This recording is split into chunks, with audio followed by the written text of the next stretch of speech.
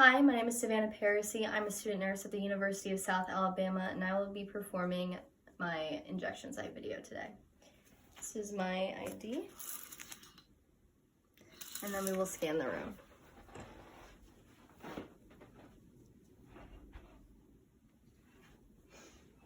So, the first injection site is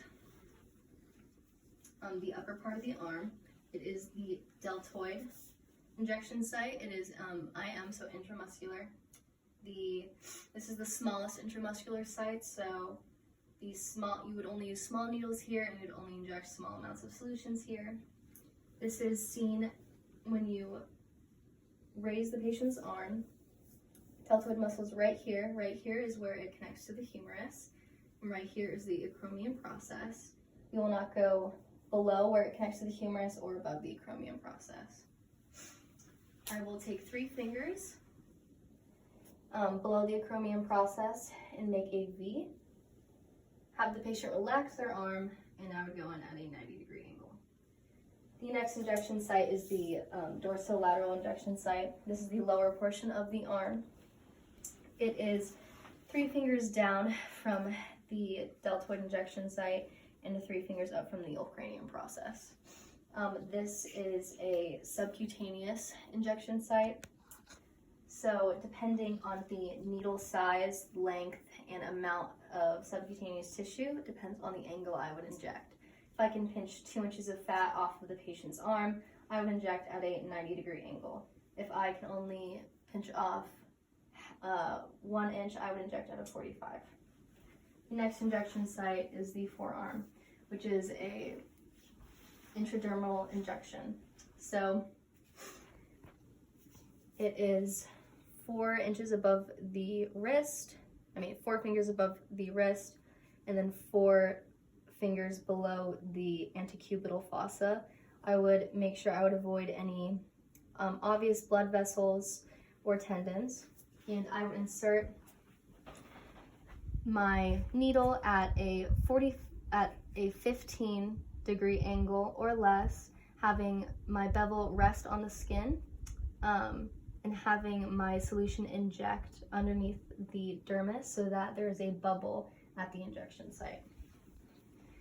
The next one I will be doing is the abdominal. So the abdominal is subcutaneous. There is a 2-inch border around the umbilicus where you would be able to inject.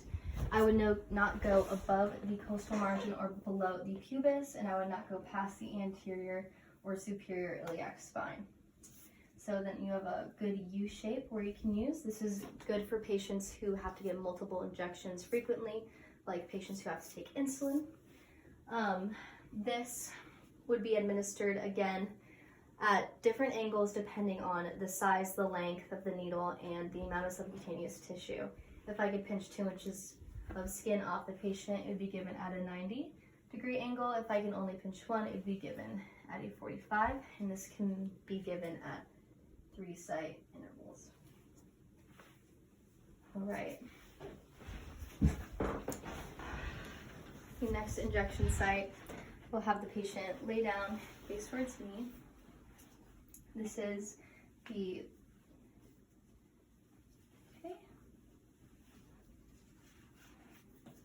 ventral gluteus. This is best located with the patient facing towards me. It's on their femur. I could locate this by moving the patient's leg and finding the greater trochanter. Feeling that move, I would keep my right hand on that muscle. I would move my thumb towards the groin area, which is the anterior superior iliac spine, and I would fan out my fingers like this and towards the iliac crest. And right here in this V formation is where I would give my injection. I would assess the skin, make sure there's no blood vessels, bony projections, and that it's good muscle. Also, I would not be giving the shot in this hand position.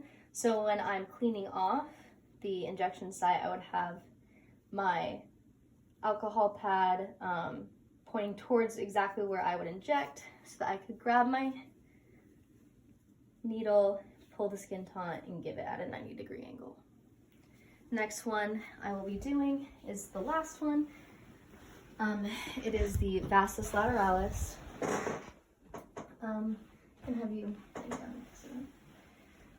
This one is located on the upper portion, right here on the thigh. I would find the greater trochanter again, moving the patient up and down, or like up and down to find it. I would do a hand's width above the knee, hands width below the greater trochanter. I would not go midline, pass this midline down, or pass this midline on the upper part of the thigh. So we have 1/3 of an injection site for us to use. And again, this one is intramuscular and subcutaneous. So for subcutaneous and intramuscular, depends on the needle size, subcutaneous tissue, and the length of the needle. So for intramuscular, you would find the 2 spots, 1/3, and you would give at a 90-degree angle.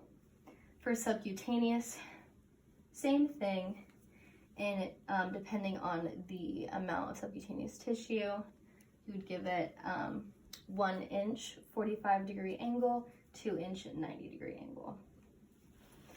And that completes my injection sites video.